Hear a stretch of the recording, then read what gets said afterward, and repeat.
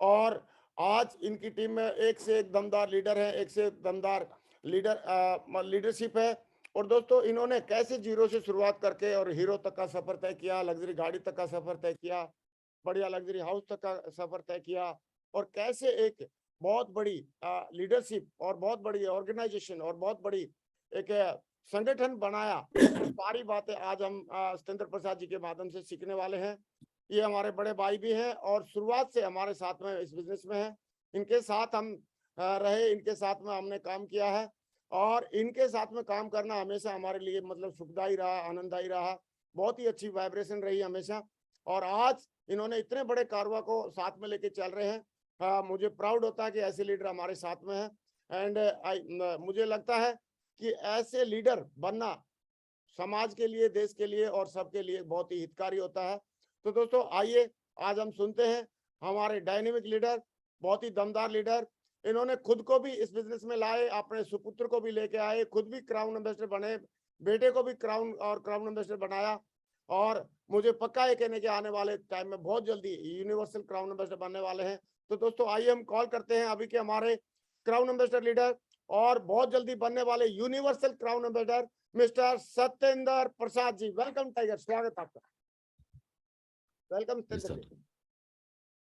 धन्यवाद सर आपका। आपने हिंदुस्तान के सबसे बड़े पैनल पर बोलने का मुझे मौका दिया, आपका हृदय से आभार। Welcome sir. और मैं अपने सारे बहनों एवं भाइयों एवं दोस्तों को नमस्कार करना चाहूँगा जो इस पैनल पर आज मुझे सुन रहे हैं। और विशेष मैं धन्यवाद देना चाहूँगा अंकुर गिरेवाल जी का, PR चौधरी जी का और विश्वास दादा जी का, जिन्होंने इस पैनल पर सहयोग करके हिंदुस्तान के लाखों एसोसिएट को एजुकेशन दिलाने में सहयोग किया। आने वाले समय में पूरा हिंदुस्तान इनको हमेशा याद रखेगा। धन्यवाद। मैं शेयर करूं सर? हाँ प्लीज शेयर करें।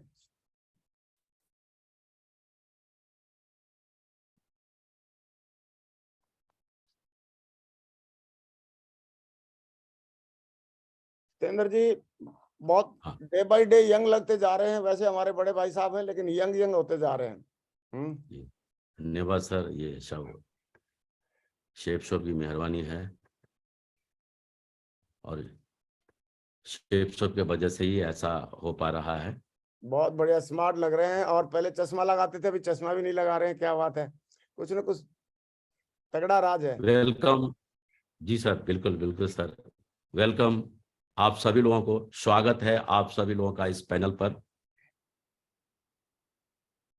हाँ स्लाइड आपकी और दिखी, आप जैसे स्टार्ट कर सकते सर हैं। ने बताया, स्लाइड आपकी दिखी है सत्येंद्र जी, जीरो से स्टार्ट कर सकते हैं। Very good, wonderful. सर, बिल्कुल। सर ने मुझे टास्क दिया है कि आप इन शब्दों पे बात करेंगे, इन विषय पर बात करेंगे, तो हम आपके सामने हाजिर हैं। जीरो से लाखों की टीम बनाने और ओडी कार तक पहुंचने का महामंत्र दिया है सर ने। मेरा नाम सत्येंद्र प्रसाद है और मेरा डेट ऑफ बर्थ 2 मई 1964 का है। Birth place Mokama, village Aunta, Patna Bihar का रहने वाला हूं मैं। एजुकेशन 10th पास किया, मैट्रिक बिहार बोर्ड से। School RSM railway aided high school Mokama Ghat, Patna Bihar. Printing press में कंपोजिटर का वर्क किया, मोल्डिंग पैटर्न मेकर का भी वर्क किया। डिप्लोमा इन फोटोग्राफी में डिप्लोमा भी किया हूं और state government daily lottery works का काम भी किया हूं। ज्वाइनिंग डेट 24 मार्च 2005, यानी 17 साल 8 महीने हो चुके हैं। वर्क प्लेस कंटिन्यू 43 साल हो गए हैं आगरा यूपी में। और टीम साइज अप्रोक्स 7.5 लाख लोगों का है 200 बीवी के हिसाब से। वैसे तो हमारे ऑनरेबल डायरेक्टर्स का धन्यवाद हृदय से, जिनकी सोच के वजह से शेफ शॉप जैसी महान कंपनी का बुनियाद डाला गया और उनका परिणाम आज हम लोग अपने जीवन को बदलते हुए देख पा रहे हैं। दोस्तों, ये मेरा परिवार है, मेरे पेरेंट्स हैं, और वही घर है जहां मैं पैदा हुआ, बिहार का। मेरे पिताजी रेलवे में इंजन फिटर का काम किया करते थे, सरकारी नौकरी थी, और हाई स्किल फिटर से रिटायर हुआ। लेकिन परिवार बहुत बड़ा होने के वजह से ज्यादा कुछ ऐसा था नहीं। घर का खर्चा भी बहुत मुश्किल से चल पाता था, कमाने वाले एक ही थे। और वहीं बिहार में ही मैं पल्ला बढ़ा, बिहार में ही एजुकेशन लिया। अगर मैं कहूँ तो बिहार राज्य का पटना डिस्ट्रिक्ट, जो मेरा जन्मभूमि है, और आगरा शहर उत्तर प्रदेश, ये मेरा कर्म भूमि है। और ये दोनों मेरे लिए उतना ही अजीज हैं। कभी भी जब पटना शहर का नाम आता, या बिहार राज्य का नाम आता, या आगरा शहर का नाम आता, उत्तर प्रदेश का नाम आता, तो अंदर गुदगुदी सी होती थी और उसमें अपनापन झलकता था। ये बात शेफ शॉप से पहले की बात है। लेकिन जब से शेफ शॉप बिजनेस को ज्वाइन किया है, पूरा शहर, देश का पूरा शहर, अगर किसी भी शहर का नाम आता है मेरे जवां पे, तो अंदर गुदगुदी सी होती है और उनमें अपनापन महसूस होता है। दोस्तों, शुरुआत सारे लोगों की ऐसे ही होती है। मैंने भी पढ़ाई लिखाई करने के बाद बहुत कोशिश किया था कि सरकारी नौकरी लग जाए, लेकिन सरकारी नौकरी है कि लगी नहीं। और जब सरकारी नौकरी नहीं लगी तो कुछ ना कुछ तो करना ही था।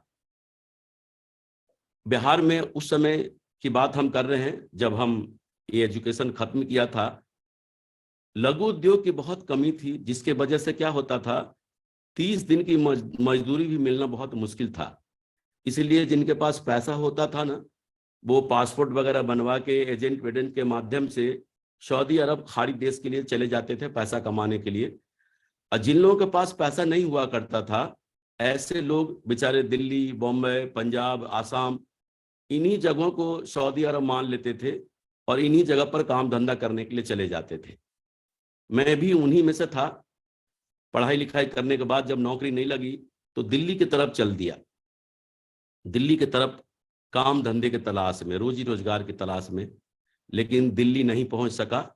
दिल्ली से 200 किलोमीटर पहले ही आगरा शहर में मैं पहुंच गया, और यहीं पर मैंने एक काम सीखा था। जो बड़े बड़े बिल्डिंगों में पाइप फिटिंग, मैनहोल कवर्स, जो कास्ट आयरन, ढलमा लोहा का जो बनता है, उसका मैं डाई बनाने का काम सीखा था। और डाई बनाने के काम में मुझे उस समय आराम से 40 से 50 हजार रुपया कमाने लगा था। तो नौकरी नहीं लगने का दर्द जो है ना, कम हो गया था, और जीवन बहुत ही बढ़िया से जी रहा था, और जीवन जीने में बहुत अच्छा लग रहा था। लेकिन उसी बीच मेरे एक मित्र ने मुझे इस बिजनेस के बारे में बताने मेरे घर आए। और जब वो मेरे घर आए ना, तो मैं यही सोच रहा था कि ये वही बताने आए जिन चीजों को मैं पसंद नहीं करता। लेकिन क्योंकि वो मेरे मित्र हैं, अब वो मेरे मित्र हैं, अब उनको अगर घर से वापस कर दूं तो हो सकता है बुरा मान जाए, हो सकता हमारी दुआ सलाम भी बिगड़ जाए। उस समय हमारे बिजनेस में इंश्योरेंस हुआ करता था, तो हमने उनसे एक इंश्योरेंस ले लिया कि चलो कहीं ना कहीं इन्वेस्टमेंट करना ही है, और इनका मन भी रह जाएगा और हमारी दुआ सलाम भी बनी रहेगी। लेकिन जब हमने ये ले लिया तो वो बड़े खुशी खुशी हमारे घर से चले गए। लेकिन मुझे झटका तो तब लगा जब वो अगले दिन फिर मेरे घर आ गए और बोलने लगे, दोस्त बहुत ही बढ़िया बिजनेस है, जीवन बदल जाएगा, खानदान में इतिहास लिख दोगे। और उनके बार बार प्रयास करने के वजह से, बार बार प्रयास करने के वजह से हमारे सारे समस्याओं का समाधान, यानी सारे सवालों का जवाब देने का परिणाम आज आप लोगों के बीच में सत्येंद्र प्रसाद जी के रूप में आपके सामने बात कर रहे हैं। अगर आप लोगों के साथ भी कोई ऐसा कर रहा है तो विश्वास करना, आप भी एक दिन सत्येंद्र प्रसाद जी जैसा बनने वाले हैं। पहचान मैं कौन? दोस्तों, एक बात देखा गया है, गरीबी में भले ही जी रहा था, लेकिन शौक जो है ना अमिताभ बच्चन जी से कम नहीं था। और जहां तक मैंने महसूस किया है, गरीबों के पास ही नकल करने का ज्यादा शौक होता है। जितना तक नकल कर सकते हैं ना उतना तो कर ही लेते हैं, जो संभव नहीं है उसी को छोड़ते हैं। अब आप सोच के देखें, बाल बढ़ाने में क्या लगता है, बढ़ा लिया, लेकिन मुझे कहाँ मालूम कि भविष्य में मुझे ऐसा बिजनेस मिलने वाला है जहां सिर्फ नकल ही करके जीवन में हम बहुत आगे तक जा सकते हैं। जब मेरी शादी हुई थी और मैंने पत्नी को अपने बिहार से आगरा लेकर आया था, तो उनको ताजमहल घुमाने ले गया था। और ताजमहल के प्रांगण में हम पति पत्नी प्रेम का इजहार कर रहे हैं। हम आप लोगों से एक बात जानना चाहता कि जब हमारी शादी हुई थी उस समय मुझे ज्यादा खूबसूरत लगना चाहिए था कि आज लगना चाहिए था? स्वाभाविक सी बात है, आप कहेंगे उस समय लगना चाहिए था। लेकिन ये बेसिक डिफरेंस क्यों है? बेसिक डिफरेंस यही है, सेफ सोप। कहते हैं ना, सेफ सोप में जब आप आगे बढ़ेंगे ना, जितनी ऊंचाई पर जाएंगे, उम्र भले ही आपकी बढ़ती चली जाएगी, लेकिन खूबसूरती जो है ना अंदर से निकल कर बाहर आएगी। आज आपको मेरी बातों पर यकीन नहीं है ना, तो आप जितने भी खूबसूरत हैं, आज आप एक बढ़िया सा फोटो खिंचवा लेना, और जिस आज मेरे लेवल पर पहुंचने के बाद आप उस फोटो को सिर्फ आप ही पहचान पाओगे, दूसरा कोई नहीं पहचान पाएगा। शुरुआत में जब बिजनेस में हम ज्वाइन करते हैं ना, बहुत जोश में होते हैं, और एकदम से, क्योंकि इतना बड़ा प्लान देखे हुए होते हैं और हम इतना जोश में होते हैं ना कि हमारा जो रोज का दिनचर्या होता है ना, सुबह ऑफिस 5 बजे छोड़कर छुट्टी होती है तो 6 बजे तक घर आ जाते हैं, या बिजनेस सेंटर से अपने घर आ जाते हैं सीधा। लेकिन जब हम इस बिजनेस को ज्वाइन करते हैं ना, तो हमारे सारे दिनचर्या बिगड़ जाते हैं। जो हम शाम को 6 बजे घर आते थे, अब 8 बजे आने लगे, 9 बजे आने लगे, 10 बजे आने लगे, 10:30 बजे आने लगे, 11 बजे आने लगे, 12 बजे आने लगे। यही होता है, हमारे साथ भी ऐसा ही हो रहा था कि जब मैं इस काम को शुरुआत किया, इतना जोश में था कि रात के 10:30, 11, 12, 12:30 तक बज रहे थे। एक दिन की बात है, घर में बड़ा दिक्कत होने लगी। एकदम से मैडम सामने आ गई और बोला, देखो जी, भगवान ने बहुत दिया हमको, कोई भी फालतू फालतू काम करने की जरूरत नहीं है। सोनू को पापा को देखो, 10,000 कमाते हैं। मोनू को पापा को देखो, मोहल्ले के जितने पापा है ना, सबकी सैलरी बता दिया उन्होंने, और ये बताया कि आप तो उनसे बढ़िया कमाते हो। आज देखो, भगवान ने हमको बहुत दिया है, मैं बहुत खुश हूं, कुछ और करने की जरूरत नहीं है। तो मुझे लगा कि शायद मैं घर देर से आता हूं ना, तो इनको प्रॉब्लम हो रही है। मैंने कुछ दूसरा रास्ता ढूंढा, और दूसरा रास्ता क्या, शहर में ही मेरा 3 मंजिल का मकान है। मैंने बीच वाले मंजिल को सोफा वोफा लगा के ऑफिस बना दिया, और फिर क्या किया, वहीं पर लोगों को बुलाना शुरू कर दिया। वहीं पर प्लान हो रहे हैं, वहीं पर फॉलोअप हो रहे हैं, वहीं पर FIM हो रहे हैं। और फिर क्या था, रात के 10:30 बज रहे हैं, 11 बज रहे हैं, 12 बज रहे हैं, 12:30 बज रहे हैं, और ऐसा ही होने लगा। 20 दिन गुजरे ही थे, एक दिन फिर मैडम सामने आ गई और बोला, देखो जी, पहले तो ऐसा भी था कि आप आओगे, दरवाजे पर घंटी बजाओगे और मैं दरवाजा खोलूंगी, लेकिन आप तो, हम दोनों घर में ही रहते हैं, आप बीच वाले मंजिल पर रहते हैं और मैं ऊपर वाले मंजिल पर रहती हूँ, लेकिन रात के 12 बजते हैं, ये बिजनेस हमको बिल्कुल पसंद नहीं है। तब मुझे समझ में आया कि दरअसल मुझे शाम को लेट से, रात को लेट से आने में इनको कोई प्रॉब्लम नहीं थी, दरअसल इनको इस बिजनेस से ही प्रॉब्लम थी। पता नहीं, जिस पत्नी को मैं बेइंतहा प्यार करता हूं, उस समय पता नहीं क्यों ऐसा बोला, और मैंने बोला, खबरदार, 2 बातें हैं, या तो आप मेरा साथ दो या फिर मेरे रास्ते से हट जाओ। ये जो मेरे 2 बच्चे हैं ना, इनको पढ़ाना लिखाना, इनका कैरियर बनाना, ये मेरी जिम्मेदारी है।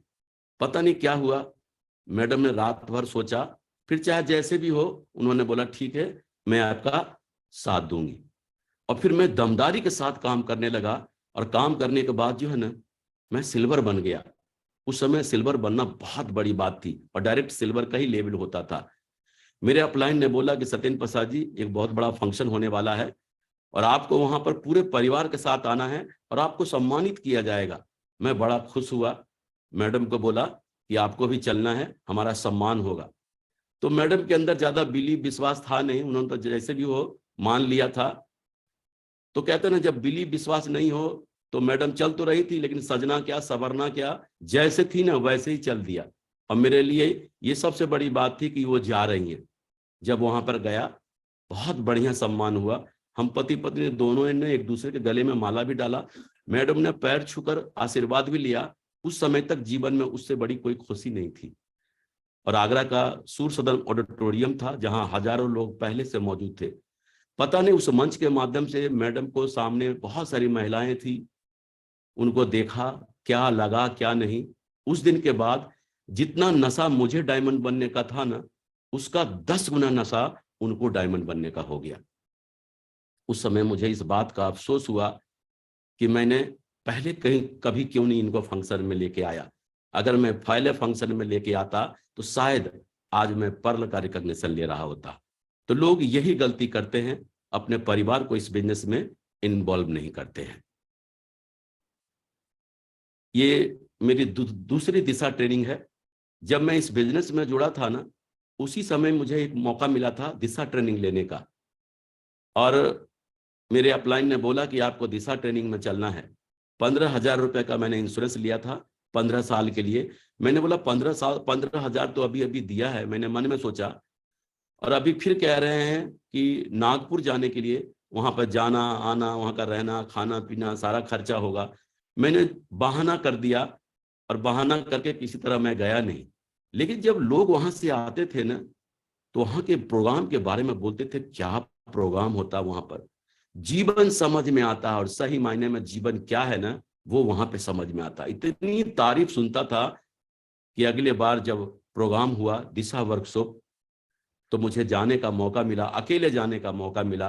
और जब वहां पर जाकर गया, तब समझ में आया कि मैंने कितनी बड़ी गलती किया था, वो बहाना बनाकर, और अपने आप को मैं कितना पीछे धकेल दिया। शायद मैं उस समय गया होता दिशा वर्कशॉप लेने, तो आज का पोजीशन कुछ और होता। लेकिन 1 साल लेट हो गया और जीवन समझ में आया। और ये समझ में आया कि आप जैसा सोचते हैं, जैसा बोलते हैं, जैसा महसूस करते हैं, अगर आपको उस पर यकीन है तो वो आपके जीवन में हो जाएगा। और ये मेरी दूसरी दिशा ट्रेनिंग है, जो माननीय श्रीमान नरसिंह गिरवाल साहब जी से लेने का मुझे मौका मिला। और मैं सबसे कीमती कपड़ा पहन के गया था, 35 रुपए मीटर वाला कपड़ा पहन के गया था। 2.25 मीटर में मेरा पूरा कपड़ा बना था। आज के युवा को तो पता भी नहीं होगा कि 2.25 मीटर क्या होता है, और 1.5 मीटर में हाफ शर्ट बनते थे। और आज आप लोग जितने भी लोग यहाँ बैठे हैं, मुझे पता है कि मेरे से बढ़िया कपड़ा पहन के बैठे होंगे। तो ये बिलीव, विश्वास और यकीन एकदम जीवन सही मायने में दिशा ट्रेनिंग में जाने के बाद ही मुझे समझ में आया। उसके बाद मैं गोल्ड बना, और हमारे ये आदर्श मेंटर जिनके साथ मैं हूं, और पर्ल बना। और देखें, मैं टोपाज बना। आप सिर्फ ये जानना चाहते हैं कि मैंने इस सेफ्स ऑफ बिजनेस को क्यों किया और कैसे किया, इसको करने से मेरे जीवन में क्या क्या परिवर्तन हुआ। जब मैं टोपाज बना, तो देखें, मेरी 1 साल की इनकम है, टीडीएस सर्टिफिकेट 2009 और 10 का। अप्रैल 2009 में मैंने 8,210 रुपए कमाए थे। मई 2009 में 5,070 रुपए कमाए थे। जून 2009 में 22,490 रुपए कमाए थे। जुलाई 2009 में 31,420 रुपए कमाए थे। अगस्त 2009 में 38,840 रुपए कमाए थे। सितंबर 2009 में 54,120 रुपए कमाए थे। अक्टूबर 2009 में 48,260 रुपए कमाए थे। नवंबर 2009 में 50,910 रुपए कमाए थे। दिसंबर 2009 में 61,120 रुपए कमाए थे। और जनवरी 2010 में 74,120 रुपए कमाए थे। और फरवरी 2010 में 1,23,030 रुपए कमाए थे। हमने 1 साल में अपनी इनकम को 2.25 लाख रुपए महीने पर पहुंचा दिया था। और इसकी वजह क्या थी जो हम जिक्र करते हैं आगे। दरअसल होता क्या है, इस बिजनेस में जब हम ज्वाइन करते हैं ना, तो हमारे खास खास जो लोग होते हैं ना, सगे संबंधी नाते रिश्तेदार यार दोस्त, हम उन्हीं को ये प्लान बताने की सोचते हैं कि चलो यार हम कल को आगे लखपति तो हैं ही, करोड़पति आगे बन ही जाएंगे।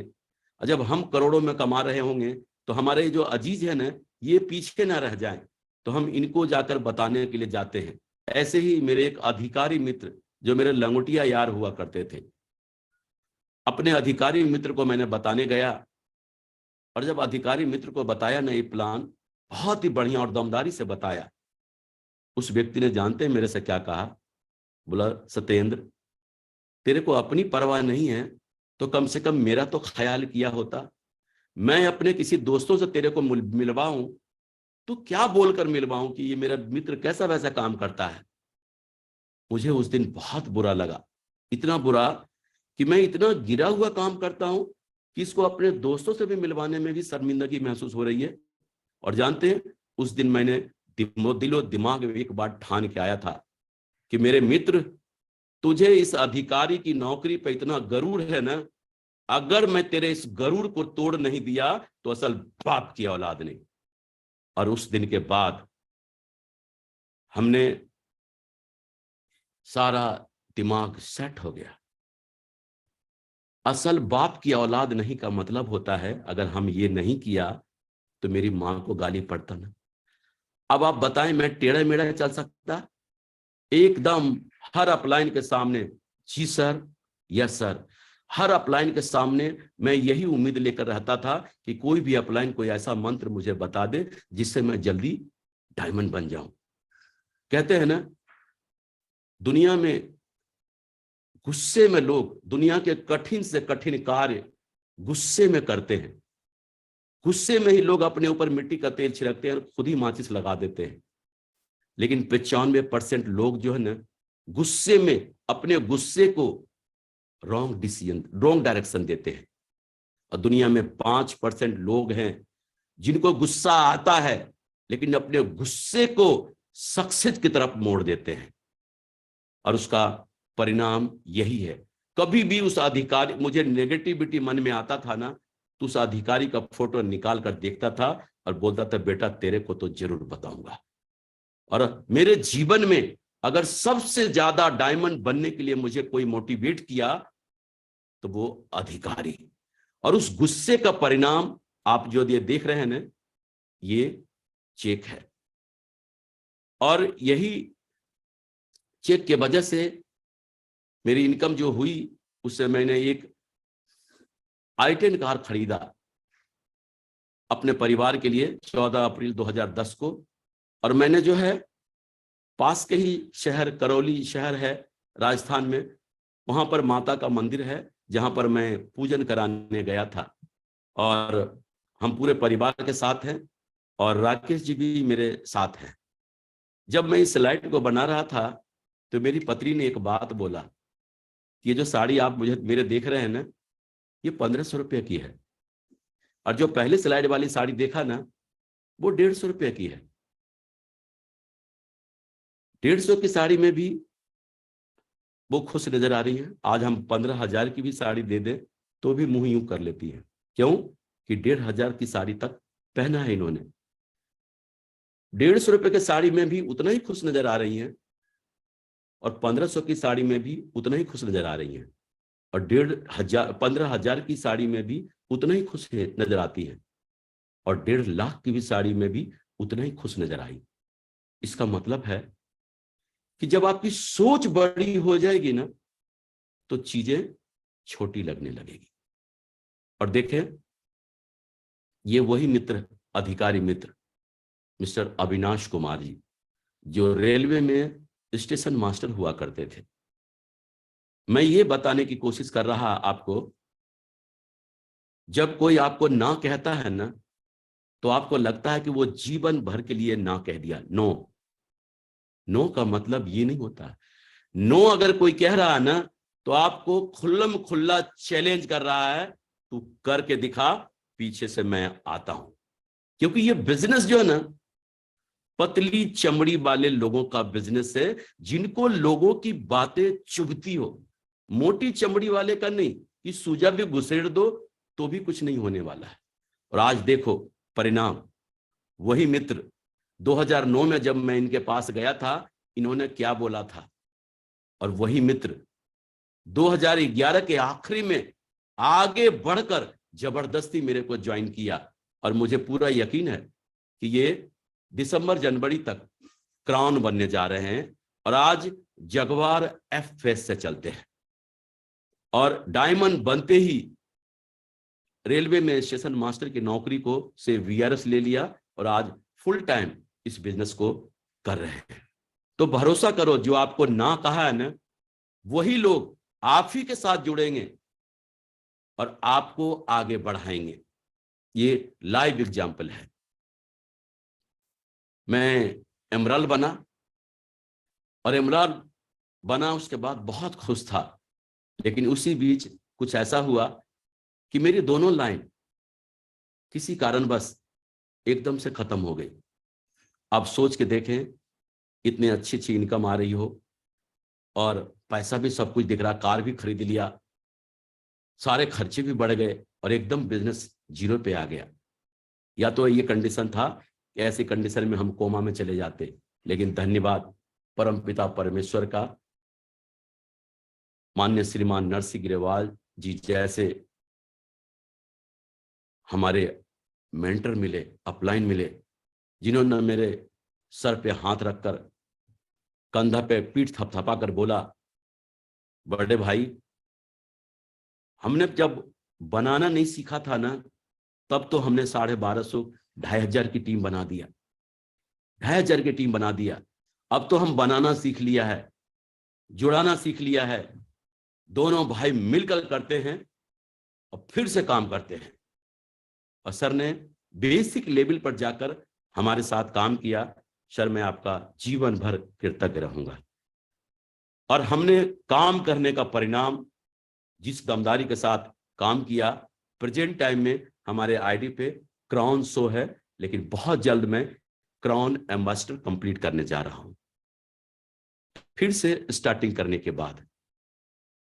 24 दिसंबर 2011 को मैं रूबी बना,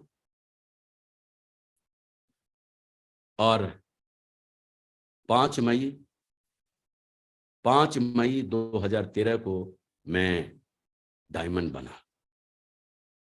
अब आप देखें, कहते ना डायमंड, जिस दिन मैं डायमंड बना था ना, उस समय तक के मेरे जीवन के सबसे खुशी का पल डायमंड बनने का पल। और पता नहीं, अभी तक आंकड़ा नहीं आया है कि कितने बार डायमंड बोलने के बाद, कितने बार डायमंड बोलने के बाद कोई डायमंड बन जाता है। ये आंकड़ा तो नहीं आया, लेकिन ये बात तय है कि जो लोग सिस्टमेटिक तरीके से काम कर रहे हो और जो सबसे ज्यादा बार डायमंड बोलते हैं ना, वही डायमंड बनते हैं। और मैंने एक बात अनुभव किया है, डायमंड बनना और डायमंड को बनते हुए देखना, दोनों का नशा बराबर होता है। एक डायमंड बन रहा है ये सोचकर पागल होता है, और एक डायमंड को बनते हुए देखकर पागल होता है। दोनों पागल होता है। और मैंने देखा है, लोग जो है ना, अपने ग्रो लाइन को लेके आते हैं डायमंड सेलिब्रेशन दिखाने, अपने घर परिवार वालों को नहीं लेके आते हैं। परिणाम क्या होता है ना, क्योंकि उनको क्या लगता है, घर वाले क्या हमको ज्वाइनिंग देंगे क्या, घर वाले क्या, हम घर वाले से क्या हमको पैसा आएगा क्या। लेकिन एक बात है, घर वाले से पैसा नहीं आएगा, लेकिन आपको डायमंड बनने से जरूर रोक लेंगे, क्योंकि सारा वायरस जो है ना घर में ही होता है। लोग जब अकेले डायमंड सेलिब्रेशन देख के जाते हैं ना, एकदम घर में जाकर पागलों जैसी बात करते हैं, देखना अब अपने जीवन में ऐसा होगा, वैसा होगा, ये होगा, वो होगा। तो घर वाले बोलते हैं कि अच्छे भले तो कल गए थे, इनको हो क्या गया। अरे हो क्या, मतलब बहकी बहकी बातें कर रहे हैं। अरे बहकी बहकी बातें नहीं करेगा तो और क्या करेगा, क्योंकि डायमंड को अपनी आंखों से देखा है बनते हुए। पागल नहीं होगा तो क्या होगा, लेकिन क्या हुआ, अकेला अकेला पागल हो रहा है, बस अकेला अकेला, कोई समझ नहीं रहा उसकी बात। लेकिन अगर एक एक परिवार के लोगों को चुन चुन के अगर आप डायमंड सेलिब्रेशन में ले जाते हैं ना, आप देखना वही पत्नी जब डायमंड सेलिब्रेशन देखने के बाद जो कल तक चुप थी, 20-25 लोगों का लिस्ट निकाल के दे देंगे, देखो जी मेरे मौसी का लड़का है ना, उसका साला भी बहुत बड़ा काम करेगा। मम्मी जी मम्मी पापा जी का भी लिस्ट निकल जाएगा, भैया भाभी का निकल जाएगा, अंकल आंटी का निकल जाएगा, और पूरा घर पागल। किस लिए? डायमंड बनने के लिए। और जब किसी के घर में पूरा घर डायमंड बनने के लिए पागल हो जाए तो बताओ डायमंडों की बौछार नहीं होगी उस घर में। दरअसल क्या है, अगर आप पूरे परिवार को डायमंड सेलिब्रेशन दिखा देते हैं ना, और अगर किसी दिन आपके मन में विचार भी आ जाता है ना कि लगता है मुश्किल है मैं डायमंड बन पाऊंगा, जानते हैं उसी समय आपकी पत्नी खड़ी हो जाएगी आपके सामने और बोलेंगे, देखो जी आपको क्यों ऐसा लगता है कि आप डायमंड नहीं बनेंगे? दुनिया में किसी को यकीन हो या ना हो, मुझे आप पर पूरा यकीन है कि आप डायमंड जरूर बनेंगे, और आप आगे बढ़ो, मैं आपके साथ हूं। अगर कोई भी पत्नी किसी पति को ऐसा बोल देना तो वो पति दुनिया में आग लगा सकता है, दुनिया में आग लगा सकता है। और कहते हैं ना, दुनिया के सबसे मजबूत और पावरफुल शब्द है मैं आपके साथ हूं।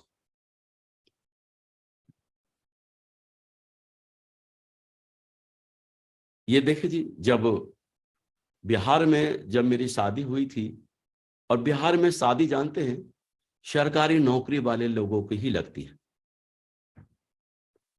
बगैर सरकारी नौकरी वाले बेचारे भाई साहब को तो निपटा दिया जाता है। हम भी उन्हीं में से थे। हमारी जब शादी हुई थी ना, तो मेरी माँ ने बोला था कि मेरा बेटा पालकी में जाएगा, तो मुझे पालकी में ले गया था ससुराल बारात में। मुझे नहीं मालूम वो मेरे माँ का सपना था या गरीबी, मुझे नहीं मालूम।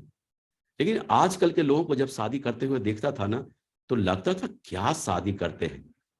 लेकिन धन्यवाद शेफ सोप का, उसी पत्नी के साथ दोबारा नए स्टाइल में शादी करने का एक मौका शेफ सोप ने दिया।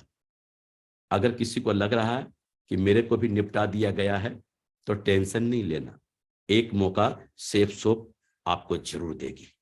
करके आप दिखाओ, ये मौका आपके लिए भी है।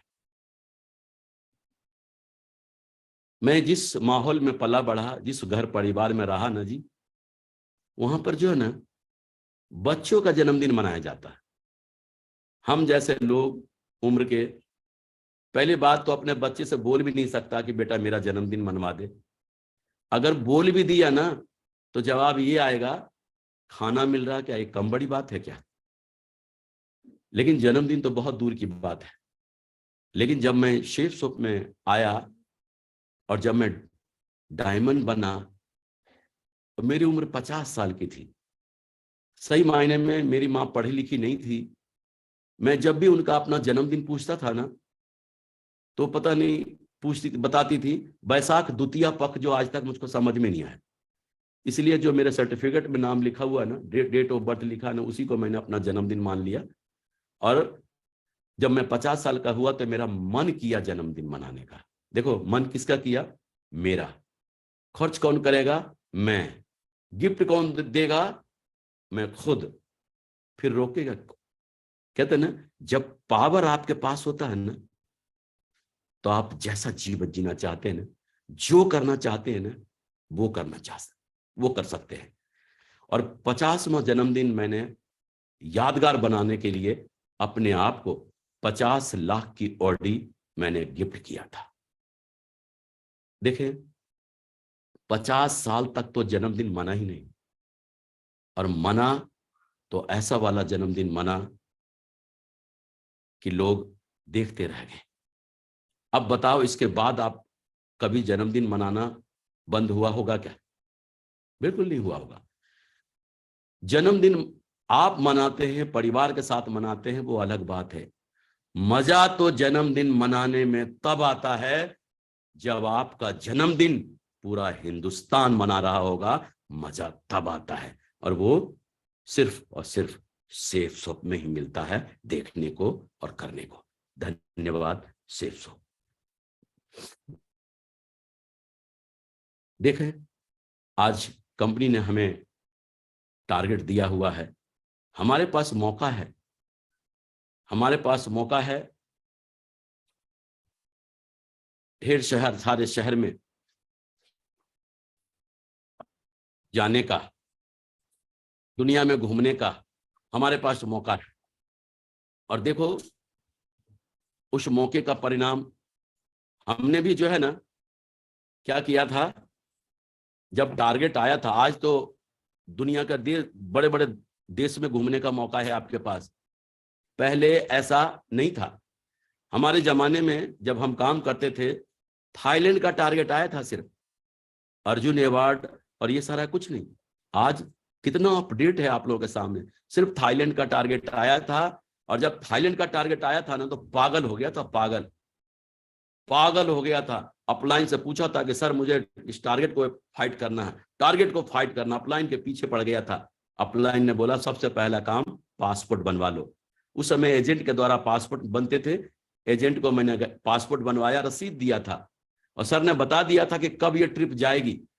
जब प्लान दिखाने जाता था ना, तो लोगों को ठोक ठोक के बोलता था फला तारीख को मैं थाईलैंड जा रहा हूं, और देखो मैंने देखो ये पासपोर्ट के लिए अप्लाई किया हुआ रसीद देखो।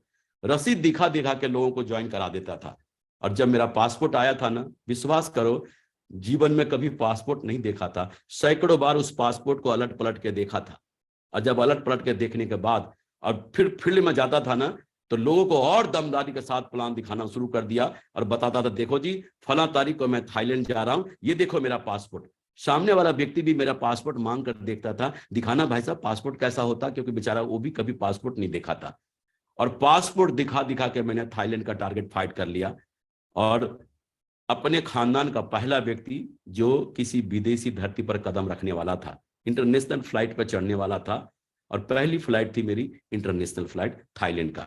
जब मैं थाईलैंड के लिए गया था हवाई जहाज पर चढ़ने के लिए, तो मैंने धन्यवाद तो मत्था टेक कर सेप्सोप को किया था, धन्यवाद सेप्सोप। उस समय मोबाइल फोन होते थे, 3 बार बटन दबाओ तो ऐसा आता था।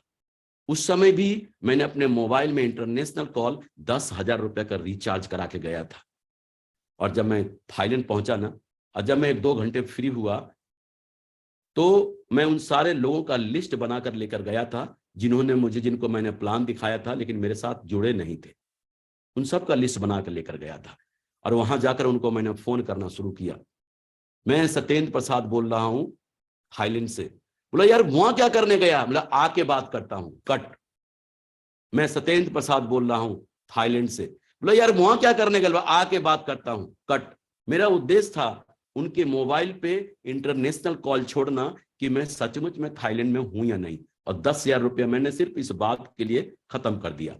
और जी भरकर एंजॉय करके जब मैं थाईलैंड से आया ना, तो उस लिस्ट को निकाला और फिर उनके पास फॉलोअप करने के लिए गया। और जब फॉलोअप करने गया तो लोग जाते ही बोला अरे यार तू तो थाईलैंड गया था, थाईलैंड कैसे गया था। मैंने बोला देख वही कंपनी ने हमको थाईलैंड ले गया जिस कंपनी का प्लान दिखाने तेरे पास आया था। अगर तू उस समय ज्वाइन करता तो हम दोनों भाई थाईलैंड घूम रहे होते ना। लेकिन देख टेंशन लेने की कोई जरूरत नहीं है, कंपनी ने फिर से टारगेट दिया है, आप दोनों भाई मिलकर काम करते हैं, अब कि तेरे साथ थाईलैंड घूमने चलते हैं। और विश्वास करें मैंने जिन जिन लोगों को कॉल किया था ना, लगभग सब लोगों का सेल मेरे पास आ गया, सब लोगों का सेल मेरे पास आ गया। और जानते हैं देखो कहते हैं ना, पॉकेट से अगर पैसा खर्च होता हो और वो कभी वापस नहीं आता हो ना, उसको खर्चा बोलते हैं। लेकिन पॉकेट से पैसा अगर खर्च हुआ हो ना और वो वापस आ जाए ना, उसको इन्वेस्टमेंट बोलते हैं। लेकिन उस समय तो ऐसा था, लेकिन आज अपॉर्चुनिटी कितनी बड़ी है। 3-3.5 हजार में 8-10 दिन के लिए आपको इंटरनेशनल कॉल का सुविधा मिल जाता है, वीडियो कॉलिंग का। जिस होटल में भी आप दुनिया में जाएंगे रहेंगे, वाईफाई सेवा मौजूद होता है। वहां जाकर अगर दुबई से आप जाकर यूरोप में जाकर आप किसी को कॉल करते हैं, यूरोप में जाकर किसी को कॉल करते हैं, वीडियो कॉलिंग करते हैं, अगर 100 लोगों को वीडियो कॉलिंग करते हैं तो आप बताएं 100 लोगों में 50 लोग इस बिजनेस में आएंगे कि नहीं। आपके पास इस शानदार मौका है ज्यादा से ज्यादा लोगों को इस बिजनेस में ज्वाइन कराने का और अपने सपनों को सच करने का, साकार करने का। और ये देखें इससे पहले मैंने एक ही देश की यात्रा किया, पैदल पैदल, जहां पर बॉर्डर पार कर लेते हैं, उस देश का नाम है नेपाल।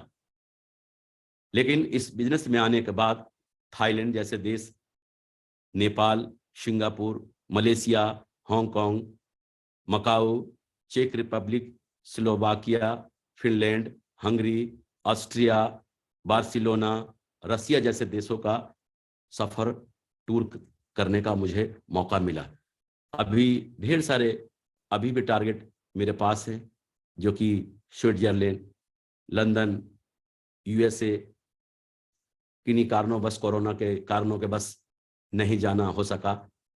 लेकिन पूरा यकीन है शेफ शॉप में मुझे कि शेफ शॉप के माध्यम से पूरा हिंदुस्तान घूमने का मौका मुझे मिलेगा और मैं पूरे हिंदुस्तान को घूमूंगा।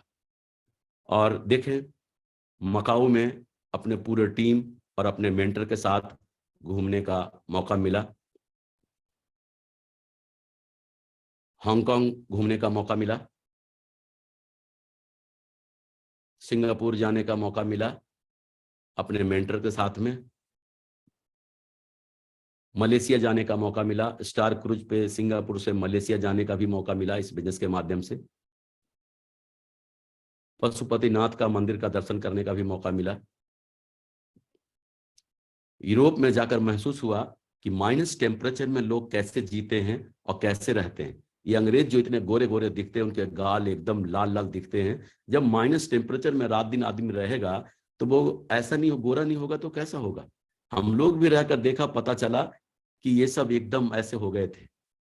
वो तो जाने के बाद ही पता चलता है जो वहां जाते हैं। इसलिए टारगेट जीतना क्यों जरूरी है, ये अनुभव वहीं जाकर मिलेंगे, यहाँ नहीं। रसिया जाने का मौका मिला पूरे परिवार के साथ, अजय जी के साथ, ये मेरा पूरा परिवार है।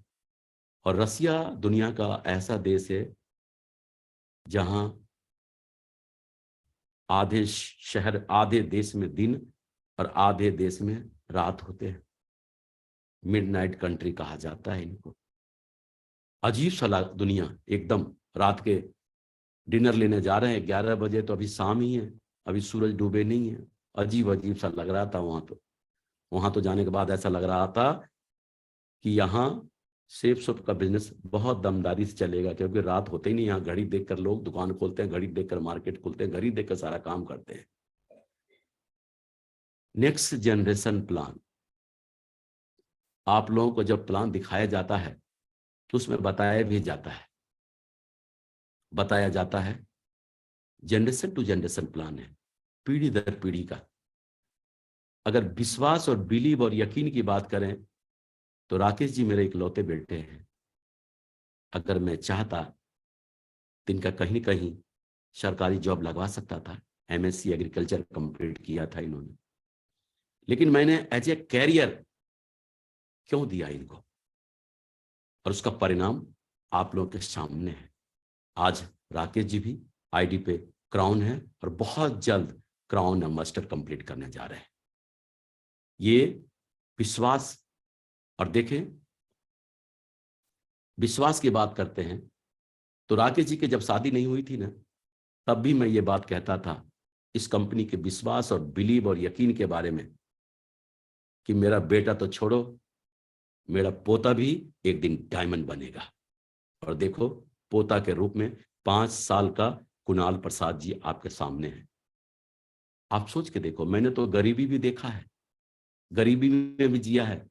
राकेश जी को थोड़ा बहुत मिला, लेकिन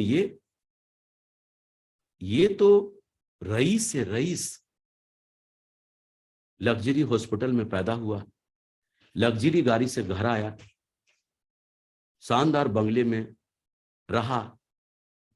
मैंने तो अनुभव किया है, सेफ शॉप से पहले मैंने जितने कपड़े पहने हैं ना, उससे ज्यादा कपड़ा पहनकर इसने तो अलग कर दिया, इससे ज्यादा कपड़े पहनकर अलग कर दिया। बिलीव, विश्वास की बात करें तो आज मेरी जो बिटिया है एक, जिनकी शादी भी मैंने सेफ शॉप में ही किया। हमारे दामाद जी जो हैं वो रूबी लेवल पर हैं, और हमारे समधी साहब हैं जो बिजनेस लेवल पर हैं। मैं चाहता तो मैं बड़े अधिकारी के साथ इनकी शादी कर सकता था। मैं चाहता तो किसी बिजनेसमैन के साथ इनकी शादी कर सकता था, लेकिन सेफ सोफी क्यों? क्योंकि मुझे पता है आने वाले समय में इस बिजनेस में किस तरह का जीवन मिलने वाला है, ये सोचकर और ये बिलीव और विश्वास करके मैंने सेफ सोप में शादी किया। इससे बड़ा विश्वास और बिलीव कहीं नहीं हो सकता किसी के लिए भी। ये मेरा पुराना घर है 3 मंजिल का, जिसके बारे में मैंने अभी जिक्र किया, और माननीय श्रीमान राजीव चतुर्वेदी साहब जी और माननीय श्रीमान नरसिंह गिरेवाल साहब जी अपनी बिटिया के साथ जब हम टोपा लेवल पे था हमारे घर पधारे और आशीर्वाद दिया। सर का कोटि कोटि धन्यवाद। सर ने इस गरीब की कुटिया पे पधार के हमें सौभाग्य प्राप्त किया। और आज जिस घर में मैं रहता हूं वो मेरा ये घर है जहां आज मैं रहता हूं।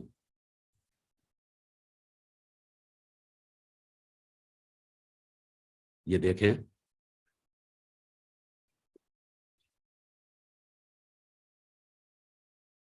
आज मेरे 100+ डायमंड्स हैं। सारे लोग तो फोटो नहीं लगा पाया है, लेकिन मुझे पूरा यकीन है उसमें एक से एक लेवल है। ढेर सारे डबल डायमंड, ढेर सारे ट्रिपल डायमंड, ढेर सारे बीनस, ढेर सारे मरकरी, ढेर सारे क्राउन और ढेर सारे क्राउन एम्बेसडर भी हैं। आज 100+ डायमंड है, लेकिन हम आपको विश्वास दिलाते हैं मार्च 2023 तक मेरे 200 डायमंड्स कंप्लीट होने जा रहे हैं। 200 डायमंड्स। ये मेरा हंसता खेलता खुशहाल परिवार है जिनके साथ जीवन बहुत बढ़िया जी रहा हूं। जब सेफ शॉप में आया था तो मुझे बताया गया था कि 2 लाख सप्ताह और 8 लाख रुपया महीना मिलेगा, लेकिन मुझे ही नहीं पता था कि यहां पर 8 लाख रुपया सप्ताह भी मिलेगा। ये मुझे नहीं पता था। धन्यवाद शेफ शॉप का। और ये भी नहीं पता था कि आने वाले समय में 25 लाख रुपया सप्ताह भी मिलेगा। भरोसा करें आप लोग, जो बेसिक लेवल पर जो लोग हमें सुन रहे हैं, आज जो आपके अपलाइन का है ना, आने वाले समय में वो एक दिन आप सभी का होगा। ये आज जो कुछ मेरे जीवन में है, आने वाले समय में आप सभी लोगों के जीवन में होगा, अगर चलते रहे सिस्टमेटिक, रुके नहीं तो।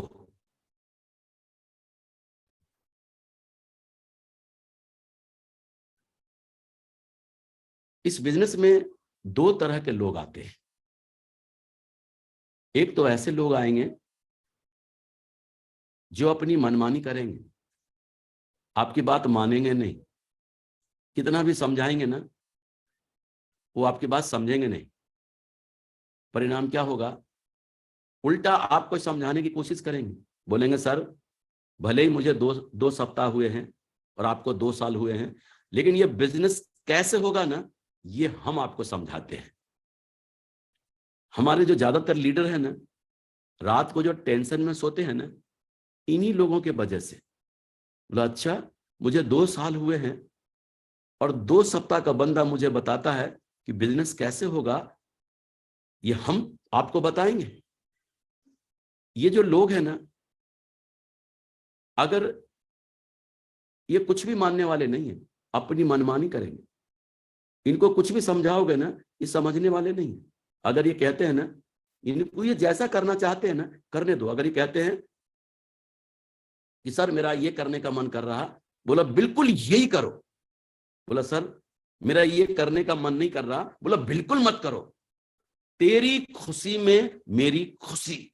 वो जो करना चाहता है ना उसको वही करने दो, अपनी मनमानी जी भर के करने दो। क्योंकि मालूम है अगर आप पूछोगे ऐसा करना है तो बोलेगा क्यों, ऐसा नहीं करना है क्यों।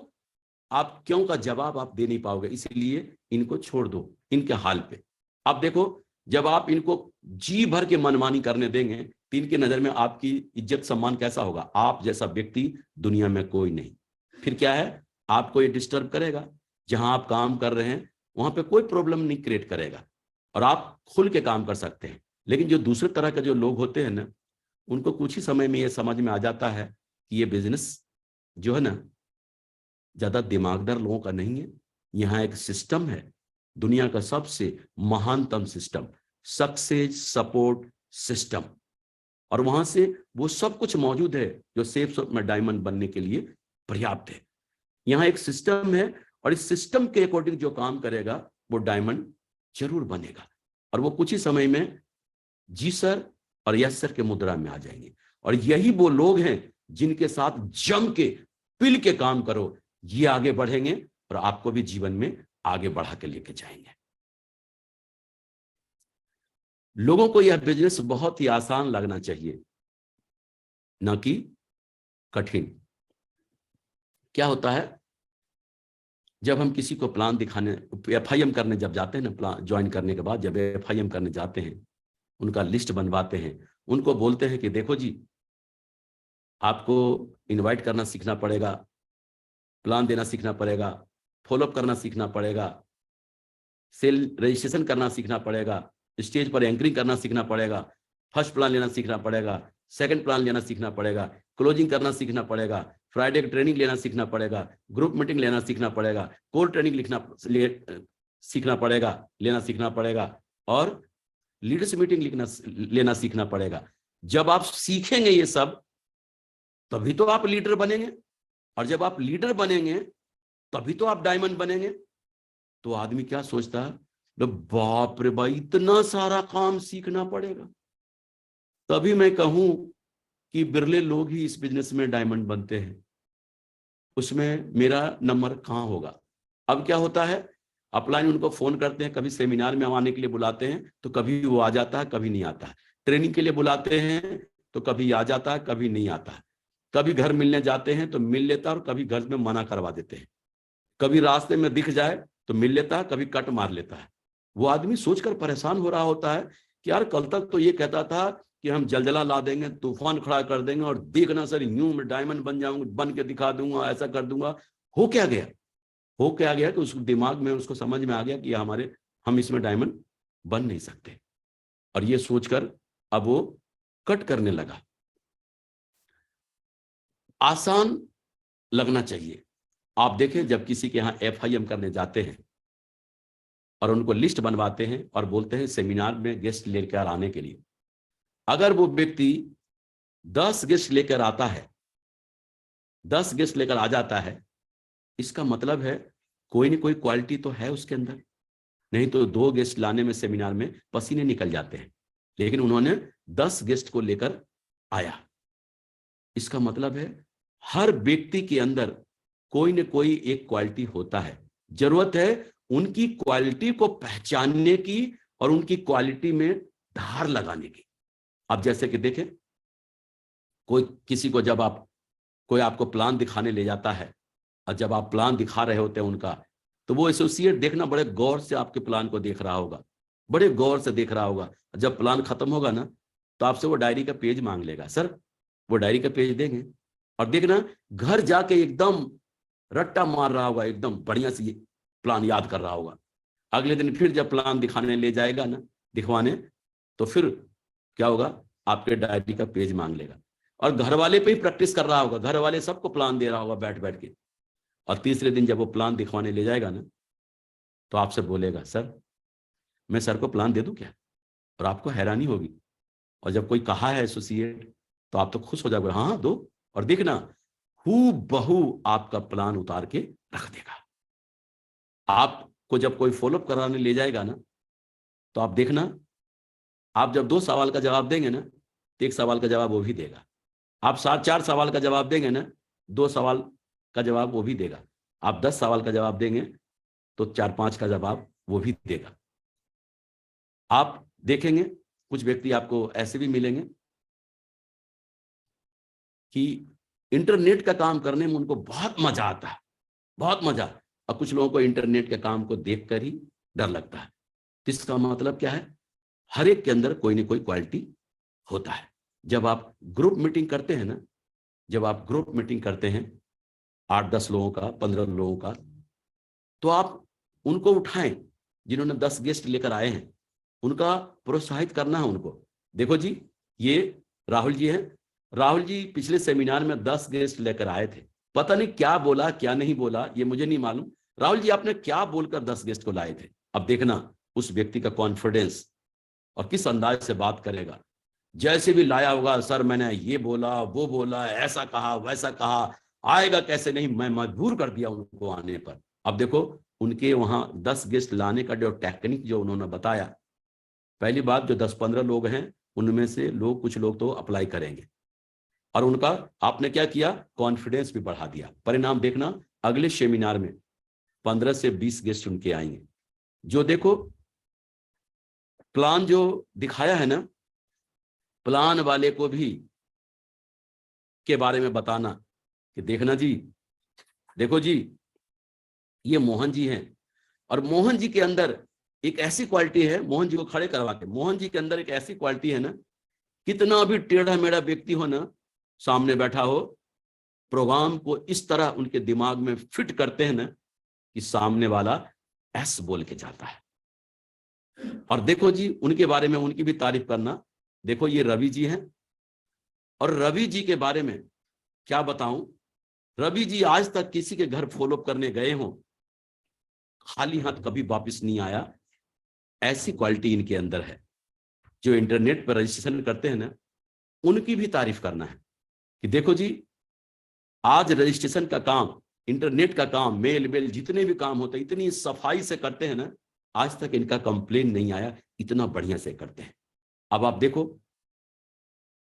गेस्ट लाने वाला गेस्ट ला रहा भर भर के, प्लान देने वाला प्लान दे रहा है, फॉलोअप करने वाला फॉलोअप कर रहा है, रजिस्ट्रेशन करने वाला रजिस्ट्रेशन कर रहा है। इससे क्या हो रहा होगा, सबको पैसा आ रहा होगा, सबका लेवल बढ़ रहा होगा। अब आप देखो जो सेमिनार में गेस्ट लाता है ना, वो क्या सोच रहा है, क्या बिजनेस है यार, कुछ लोगों को पकड़ के सेमिनार में ला दो, पैसा आता है। पैसा कमाना कितना आसान है, शेप शॉप में डायमंड बनना कितना आसान है। लेकिन एक बात ध्यान रखना, जिसको जिस काम को करने में मजा आ रहा है ना, वही काम करने दो। अगर उनको ट्रेनिंग में आने के लिए बोल रहे हो और वो कटने लगा, दोबारा बोला ट्रेनिंग में आने के लिए, कटने लगा, तिबारा बोला ट्रेनिंग में आने के लिए, कटने लगा, समझ जाना कि उनको ट्रेनिंग में आना अच्छा नहीं लगता, लेकिन सेमिनार में गेस्ट लाना अच्छा लगता है। अगर ट्रेनिंग में लाने के लिए आगे बोल दिया ना, तो गेस्ट लाना भी बंद हो जाएगा। जिसको जिस काम को करने में मजा आ रहा हो ना, आने दो मजा, उसी में आने दो उनको मजा। अब देखो प्लान देने वाला क्या सोच रहा, क्या काम है यार, कुछ लोगों को बैठ के समझा दो और इस बात का पैसा आता है। पैसा कमाना कितना आसान काम है, डायमंड बनना कितना आसान काम है। वो देखो फॉलोअप करने वाला क्या सोच रहा, यार कुछ लोगों के साथ बैठ के बातचीत कर लो और इस बात से पैसा आता है। पैसा कमाना कितना आसान काम है, डायमंड बनना कितना आसान काम है। और रजिस्ट्रेशन वाला, इंटरनेट वाला क्या सोच रहा, वो भी ऐसे ही सोच रहा है। अब देखो अब आगे क्या होता है, जब भी कोई काम करना बिल्कुल आसान लगे ना, तो अंदर से इच्छा जागृत होती है सीखने की। अब देखो संडे के सेमिनार में एक सिल्वर लीडर जो है ना, एंकरिंग कर रहा है, और जो अपने साथ जो गोल्ड लीडर है ना, गोल्ड बन गया है, जो गेस्ट लाने वाला, जो 15 नहीं 20 गेस्ट लेके आया है, गोल्ड लीडर है, और वहां पर सिल्वर लीडर एंकरिंग कर रहा है। अब वो सोच रहा है ये सिल्वर है और मैं गोल्ड हूं, फिर मैं यहां क्या कर रहा हूं। सेमिनार खत्म होते ही सीधे अपलाइन के पास जाता है और कहता, सर मेरे को जो है ना एंकरिंग करने का मन कर रहा है, एंकरिंग सीखने का मन कर रहा है, एंकरिंग करना है मुझे। अब देखो उसके अंदर एंकरिंग करने की इच्छा जागृत हुई। अब उनको जी भर के जल्दी जल्दी सिखाओ। जब किसी के अंदर सीखने की इच्छा जागृत हो ना, तो थोड़ा बताओगे और ज्यादा समझेगा वो। अब आप उनको एंकरिंग सिखा दो, रट्टा मार के एंकरिंग सीख लेगा, और देखना अगले सेमिनार में उनको जाकर स्टेज पर चढ़ा दो, एकदम अच्छे ड्रेसअप में जब जाएगा और वहां पर एंकरिंग करके उतरेगा ना स्टेज से, उसका कॉन्फिडेंस 7वें आसमान पे होगा। परिणाम बोलेगा सर मुझे फर्स्ट प्लान लेना सीखना है, सर मुझे सेकंड प्लान लेना सीखना है, सर मुझे क्लोजिंग करना सीखना है, सर मुझे फ्राइडे का ट्रेनिंग लेना सीखना है, सर मुझे कोर ट्रेनिंग लेना सीखना है, सर मुझे ग्रुप मीटिंग लेना सीखना है, सर मुझे लीडर मीटिंग लेना सीखना है।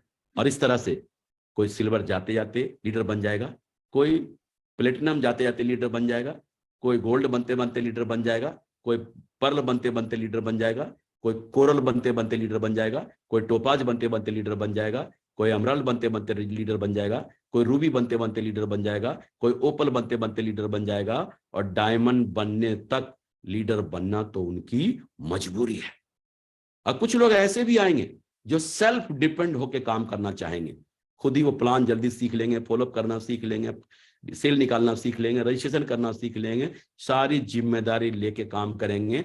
ऐसे भी लीडर आएंगे आपके पास, ऐसे भी लोग आएंगे। अब आप देखो, आप यही चाहते थे ना कि हमारा लीडर बन जाए, आपके पास देखो लीडर बन गया। हमें प्लानर बनाने में 3-4 महीने का वक्त तो लग ही जाता है, लेकिन क्या होता है ना, हम किसी को बार बार बोलते हैं कि आपको लीडर बनना है, आपको लीडर बनना है, आपको लीडर बनना है, आपको लीडर बनना है। बंदा टेंशन में आ जाए, एकदम फ्रस्ट्रेट हो जाता है, और फिर वो ना बट बनना ही नहीं लीडर, ऐसा सोच लेता है ना। अब देखें, जो आपने प्रैक्टिकल किया है वही बातें वही वो बातों को दमदारी से बोलना है। अब आप देखें, जहां आप बोल रहे हैं ना, आपके टीम के लोग वहीं पर हैं। अगर आप वहां क्या बोलना है क्या नहीं बोलना है ये तय करना है, जो प्रैक्टिकल किया है वही बोलना है। अगर आप बोल रहे हैं हम सभी लोगों को टाइम पंक्चुअल होना चाहिए, अगर आप सचमुच में टाइम पंक्चुअल है ना, तो लोग आपस में एक दूसरे को देखेंगे और बोलेंगे वाकई में परफेक्ट। सर को देखकर कोई भी घड़ी मिला सकता है और ताली बजा बजा के हाथ लाल कर लेंगे। लेकिन अगर आप ऐसा करते नहीं हैं और आप बोलते हैं कि हम लोगों को टाइम पंक्चुअल होना चाहिए, तो लोग आपस में देखेंगे टाइम पंक्चुअल होना चाहिए। 12 बजे का टाइम लो और 3 बजे आ जाए तो बहुत बड़ी बात है, और टाइम पंक्चुअल होना चाहिए। काहे को ताली बजाएगा? कोई नहीं बजाएगा। आपको स्टेज के माध्यम से वही बोलने का हक है जो आपने प्रैक्टिकल किया है। कुछ भी बोलने से पहले आप अपने ऊपर क्वेश्चन मार्क लगाएं, क्या मैं अपने जीवन में ऐसा करता हूं? अगर करते हैं तो उस बात को आप दमदारी से बोलें, अगर नहीं करते हैं ना तो आपको बोलने का भी हक नहीं है। पहले प्रैक्टिकल करें, उसके बाद बोलें। पहले के जो लोग हैं उनका क्या होता है, जो दिमागदार थे, उनके तर्कस में जितने भी तीर थे ना सब चला लिया, दिमाग का दही हो गया एकदम। और फिर एक दिन अपलाइन से बोलते हैं कि सर मेरे को आपका टाइम चाहिए, मेरे को मिलना है। और वहां जाकर बोलते हैं कि देखिए सर, आपने मुझे जो बोला, जैसा बोला कहने के लिए, आपसे पूछ के हमने किया। सर मेहनत मैं जी भर कर रहा हूं सर, दमदारी से मेहनत कर रहा हूं सर, लेकिन सर क्या बताऊं सर, अभी सिल्वर भी नहीं बन पाया हूं। आप देखिए सर, राहुल को मेरे पीछे आया सर, और वो सर गोल्ड बन गया। सर मैं डायमंड बनना चाहता हूं। सर आप जो कहेंगे ना वो मैं करने को तैयार हूं। अब तुम्हारे हवाले वतन साथियों। आप यही चाहते थे ना कि वो आपके साथ आ जाए, और यही प्रक्रिया होना शुरू हो जाएगा। इसी तरह से आपके साथ, एक तो है कि 3-4 महीने में आप लीडर बना के फिर उनके साथ काम लेना शुरू करेंगे। ये क्या है, क्वालिटी को पहचानने के बाद डे फर्स्ट से ही आपका काम होना शुरू हो जाएगा। ग्रो लाइन के सामने अपलाइन की कौन सी बातें करनी है और कौन सी बातें बिल्कुल नहीं करनी है। देखो क्या होता है ना, जब हम एक साथ रहते हैं, लोगों के साथ एक साथ रहते हैं, तो कभी न कभी मन में विचार आना स्वाभाविक है, इंसान ही तो है ना। अगर कभी कोई बात अगर किसी ग्रो लाइन के मन में चुभ जाए और वो एकदम अपलाइन से गुस्से में आ जाता है, और फिर क्या, वो भड़ास जो है ना कहीं से निकालने की सोचता है। कहाँ जाए? अपने ग्रो लाइन के पास घूमता है। ग्रो लाइन बोलते हैं सर लग रहा आज थोड़ा सही नहीं रख रहा दिमाग आपका, सही मूड नहीं लग रहा सर, आज लगता है कोई बात है क्या सर, टेंशन में दिख रहे हैं। बोले नहीं ऐसी कोई बात नहीं। नहीं सर, अरे हम आपके चेहरे को रोज देखते हैं सर, कोई नहीं कोई तो बात है सर। फिर बोलता है अरे क्या बताऊं सर, पता नहीं अपने आप को क्या समझते हैं। अरे अपलाइन है, इसका मतलब क्या है, जो चाहे वही बोल देंगे, जो चाहे वही कर देंगे। और जानते सारी भड़ास निकाल देता उस डाउन लाइन में।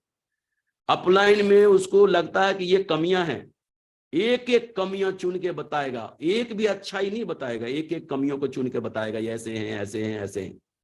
और जब वो वहां से चला जाता है ना, तो उस डाउन लाइन के दिमाग में, ग्रो लाइन के दिमाग में एक मैसेज जाता है कि अपलाइन की बुराई भी करनी चाहिए। और जब वो अपने ग्रो लाइन के सामने होता है ना, तब इस अपलाइन की बुराई करता है कि सर हमारे अपलाइन की बुराई कर रहे थे, ऐसा ऐसा बोल रहे थे, फलां सर के बारे में, फलां सर के बारे में ऐसा ऐसा बोल रहे थे, अरे सर को नहीं मालूम, सर के बारे में मैं बताता हूँ। और वो उनके बारे में बताना शुरू करता है, वो उनके बारे में बताना शुरू करता है। इस तरह से रोंग डुप्लीकेशन हो जाता है। और जो अपलाइन का प्रभाव था ना, सारा प्रभाव खत्म कर देते हैं। देखो, जब आप अपलाइन का सारा प्रभाव खत्म कर देंगे, और जब आपके लीडर के साथ किसी न किसी दिन कोई अनबन हो जाए, आपकी कोई बात पे मनमुटाव हो जाए, तो फिर क्या होगा? अब उसको, आपसे तो मनमुटाव ही हो गया, आपसे तो लड़ गया है, अब आपसे तो संभलेगा नहीं। संभलता किससे? अपलाइन से। लेकिन अपलाइन का भी प्रभाव खत्म कर दिया है, अब क्या होगा? तो देखें, चाहे अपलाइन से कितना भी कुछ हो गया हो, सीने के अंदर होना चाहिए। हो सकता है मनभेद बैठकर बातचीत करके दूर हो जाए, लेकिन उसका असर अपने डाउन लाइन पे, ग्रो लाइन पे नहीं आना चाहिए।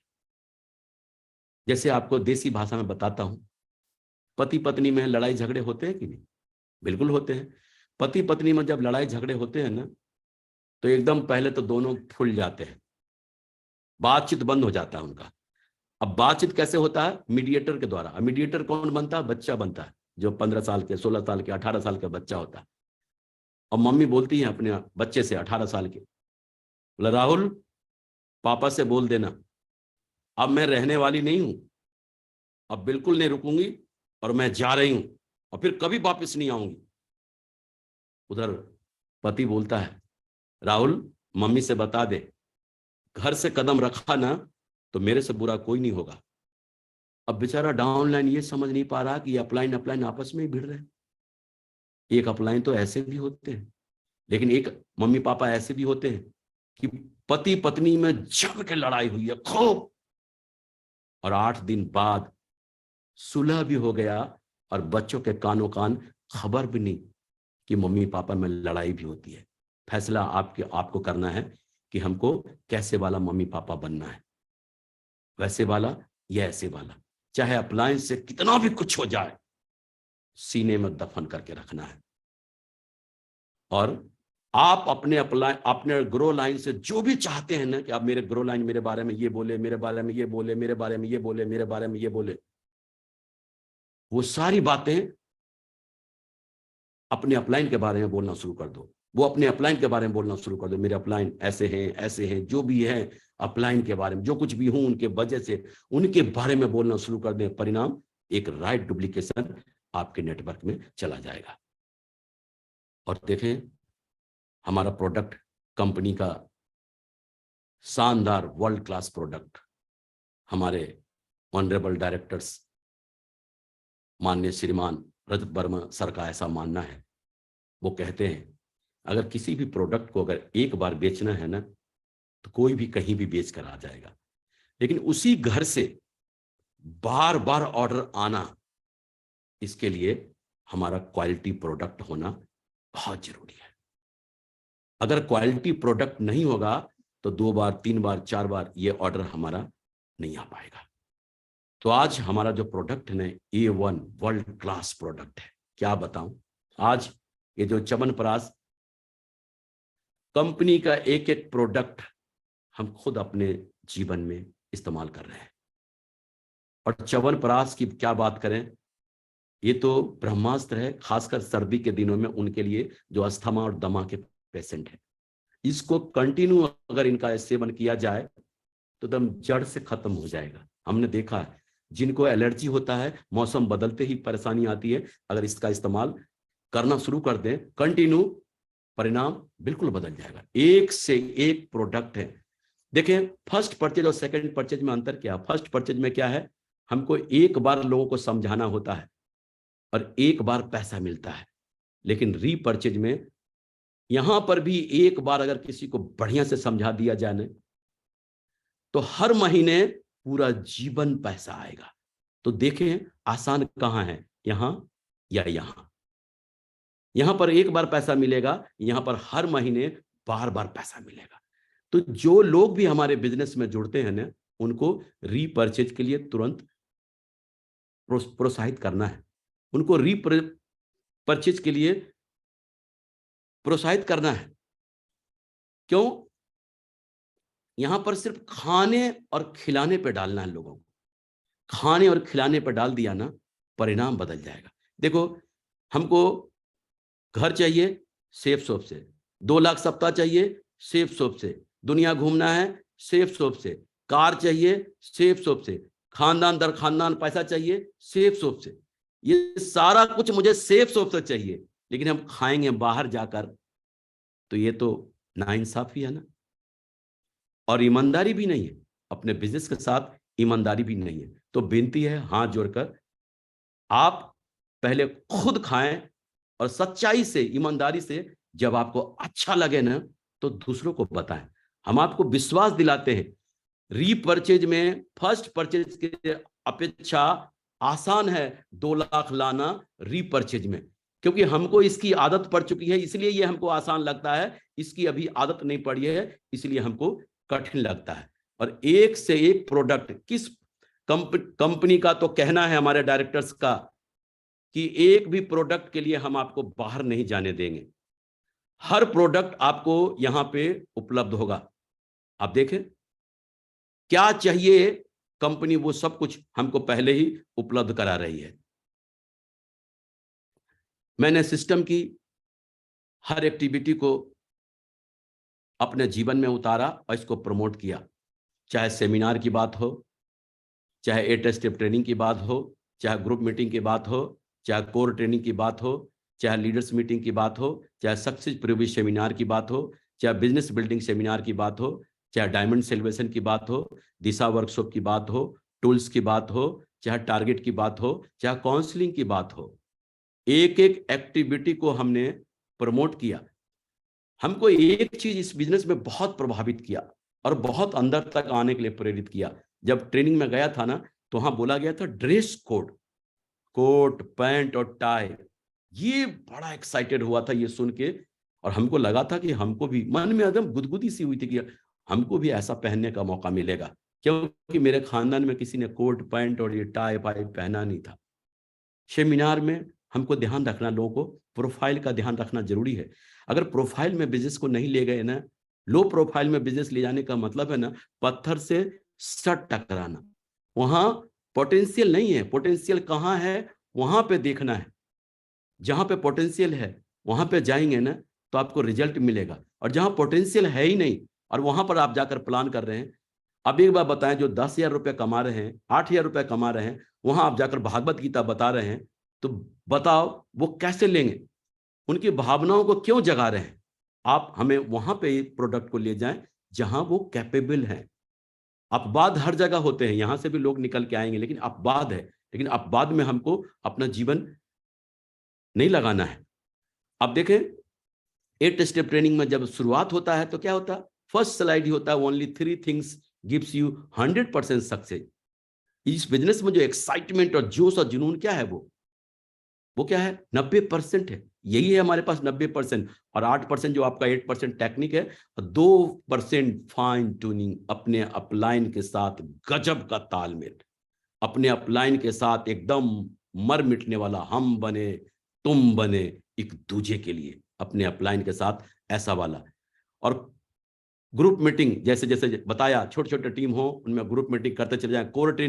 कोर ट्रेनिंग से सबसे ज्यादा प्लानर तैयार होते हैं। जितना ज्यादा आपके नेटवर्क में कोर ट्रेनिंग हो रहा होगा ना, उतना ही ज्यादा आपके प्लानर तैयार हो रहे होंगे। और जब जिनका जितना ज्यादा लीडर तैयार हो रहा होगा, भविष्य में उनके उतने ही ज्यादा शहर डेवलप हो रहे होंगे, और जिनके जितने ज्यादा शहर डेवलप हो रहे होंगे, परिणाम उन सभी नेटवर्क में 2-2 लाख के सप्ताह का चेक, 4-4 लाख सप्ताह का चेक ज्यादा से ज्यादा उनके नेटवर्क में आ रहे होंगे। हमें सक्सेस प्रीव्यू सेमिनार में विश्वास, बिलीव, यकीन बनता है। जब सम्मान देखते हैं तो अपने पूरे परिवार को वहां पर लेकर जाएं।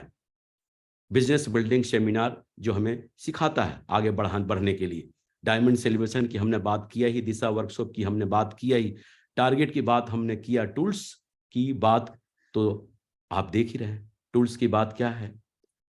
तो आज देखो सक्सेस सपोर्ट सिस्टम, प्रगति सूत्र जैसे, जो कि पर्याप्त मात्रा में सब कुछ है, शुभारंभ, प्लान फोल्डर। लेकिन होता क्या है, लोग सर मेरे लिए भी एक ला देना, सर मेरे लिए भी एक ला देना, सर ये मेरे को दे दो, अपलाइन के हाथ में देखते हैं तो वही किताब छीनना शुरू कर देते हैं। मुझे एक छोटी सी कहानी याद आ गई जो मैं आपको बता दूं। एक बार किसी गांव में मेला लगा था और जो है ना, एक नौजवान 25 साल का नौजवान मेला देखने जा रहा था।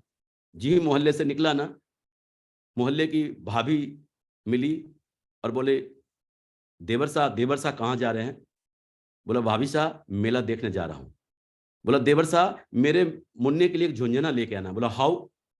जब आगे बढ़ा ना, एक भाभी साहब और मिली, पूछी, देवर साहब कहाँ जा रहे हैं? बोला, भाभी साहब मेला देखने जा रहा हूँ।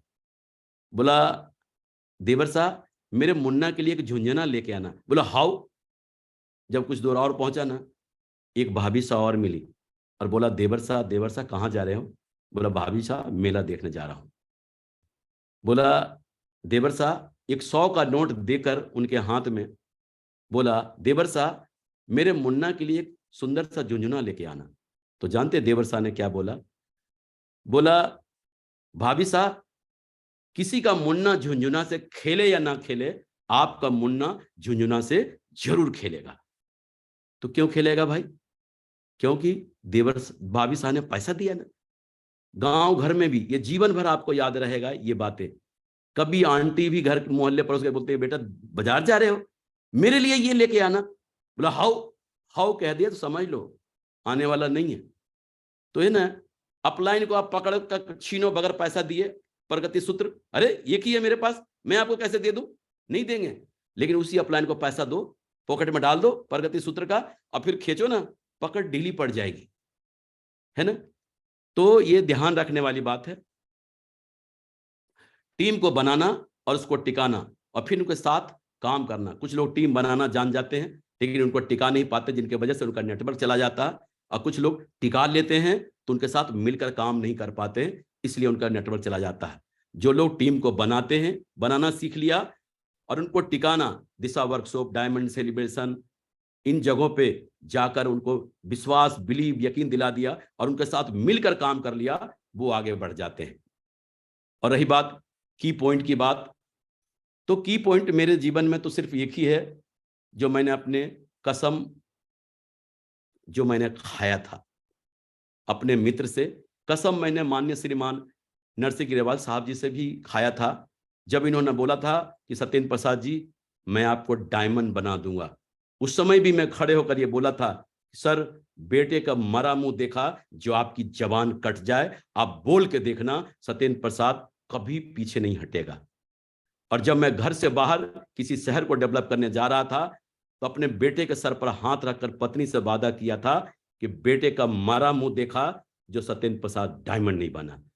तो ये कसम ही है जो मुझे चारों तरफ से इस तरह से घेर लिया था कि मुझे हर वो काम करने के लिए मजबूर कर दिया था जो मेरा मन करने का नहीं करता था।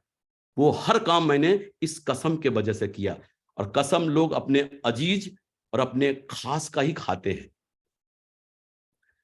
आज हम अगर बात करें माननीय राजीव चतुर्वेदी साहब का, तो सर का बहुत बहुत धन्यवाद। सर ने शुरुआती दिनों में बहुत हेल्प किया, सर के साथ काम करने का भी मौका मिला, आने जाने का भी मौका मिला। और माननीय श्रीमान संजय जैन साहब का भी दिल से धन्यवाद। सर के बारे में कहाँ क्या करें, जहां हम लोग सोचना बंद कर देते हैं, सर वहां से सोचना शुरू करते हैं। जब भी आते हैं कुछ नया लेकर, जब भी आते हैं कुछ नया लेकर, जब भी आते हैं कुछ नया, नित्य नए नए आयाम जोड़ते चले जा रहे हैं हमारे सिस्टम में। सो कोटि कोटि धन्यवाद सर आपका। और कृतज्ञ हूं और ऋणी हूं माननीय श्रीमान नरसिंह ग्रेवाल साहब का। आज भी मुझे याद है जब मैं डायमंड बना था तो अपना पूरा परिवार कृतज्ञता व्यक्त करने के लिए सर के पास गया था कि सर आपके वजह से मैं डायमंड बना, मेरा जीवन पूरा परिवार ऋणी रहेगा आपका। लेकिन सर ने उस दिन भी एक लेसन मुझे सिखाया था कि सत्येंद्र प्रसाद जी, ये आपका बड़प्पन है कि आप मेरे बारे में ऐसा बोलते हैं, लेकिन ऐसी बात नहीं है। आज आपको एक सच्चाई बता दे रहा हूं। ऐसे तो मैंने लाखों लोगों को जो बातें आपको समझाया, बताया, लाखों लोगों को समझाया। अगर सफल होना होता ना, मेरी बातों में वो बात होती, तो लाखों लोग सफल हो जाते। लेकिन उनमें और आप में सिर्फ एक ही फर्क है कि आपने मेरे बातों को अपने जीवन में उतार लिया, इसलिए आज आप सफल हैं। आज आप जीवन में जहां पर भी हैं, जिस हाल में भी हैं, सिर्फ और सिर्फ अपने वजह से हैं। और जीवन में आप जिस ऊंचाई पर भी जाएंगे, सिर्फ और सिर्फ अपने वजह से। सो सर, कोटि कोटि आपका धन्यवाद सर। आपने इतना विश्वास और यकीन मेरे पर दिखाया, और जीवन भर ऋणी रहूंगा मैं और मेरा परिवार। और डायमंड बनने के बाद सर ने मुझे विधिवत रूप से माननीय श्रीमान विजयपाल सर के जी के हवाले कर दिया कि जो प्यार सम्मान सत्येंद्र जी आज आपने मुझे दिया, वही प्यार और सम्मान विजयपाल सर को देना, और वही प्यार सम्मान इधर से भी मिलेगा। तो सर के सानिध्य में आज भी मैं काम कर रहा हूं, और क्या बताऊं, सर तो सर ही हैं। सर जैसा दूसरा जीवन दुनिया में कोई नहीं हो सकता। और माननीय श्रीमान माधव सर जी का जीवन भर आभारी रहूंगा। इन्होंने डे फर्स्ट से, जब आप शुरुआत में सर के साथ था, तब भी सर का साथ था। आज हम माननीय श्रीमान विजयपाल सर जी के साथ हैं, आज भी मेरे साथ हैं। ये दोनों जो मेरे जीवन के बहुत बड़े आयाम लिखने में आज हमको प्रेरित करते हैं, आगे बढ़ाते हैं, और मैं जीवन भर इनका ऋणी रहूंगा। और मुझे पूरा यकीन है, जिस तरह सर का साथ आज हमें मिलता है, जिस तरह सर का साथ मिलता जा रहा है, मुझे मालूम है जीवन के आखिरी पल तक मुझे इनका साथ ऐसे ही मिलता रहेगा। और माननीय श्रीमान सत्य प्रकाश सर जी, माननीय श्रीमान शिव कुमार शर्मा सर जी, माननीय श्रीमान राधेश्याम फौजी सर जी, और माननीय श्रीमान अजय राजपूत सर जी, इन्होंने शुरुआती दिनों में बेसिक लेवल पर इन्होंने भरपूर साथ दिया। जी भरकर इन्होंने मेरे साथ मेहनत किया। मैं कृतज्ञ हूं अपने अपलाइन का, जिन्होंने मुझे शुरुआती दिनों में ए से जेड तक इन्होंने सिखाया। नर्सरी से लेकर LKG सब इन्होंने मुझे कैसे आगे बढ़ना है, कैसे क्या करना है, एक एक बातों को सिखाया है। और मैं ये नहीं होते तो शायद आप जैसे बड़े बड़े योद्धा हमको कभी नहीं मिलते। सो धन्यवाद हृदय से आपका भी सर, बहुत बहुत धन्यवाद। और आज जो है, मैं धन्यवाद आप सभी लोगों का करना चाहता हूं, जो लोग आज आप मुझे सुन रहे हैं।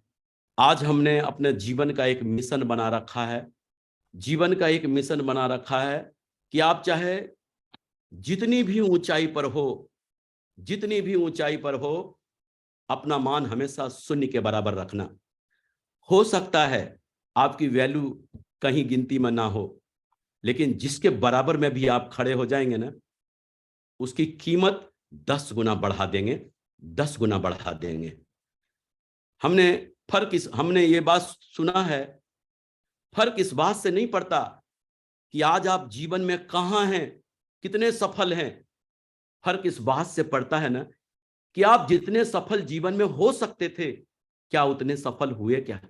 ये सोचना बहुत जरूरी है। आज हमने 59 साल की मेरी उम्र है, और कहते हैं ना लोग 60 साल की उम्र में लोग तीर्थ यात्रा और इसकी बात करते हैं। जब अपने बच्चों के शादी ब्याह कर देते हैं तो तीर्थ यात्रा और इन्हीं बातों की बात करते हैं।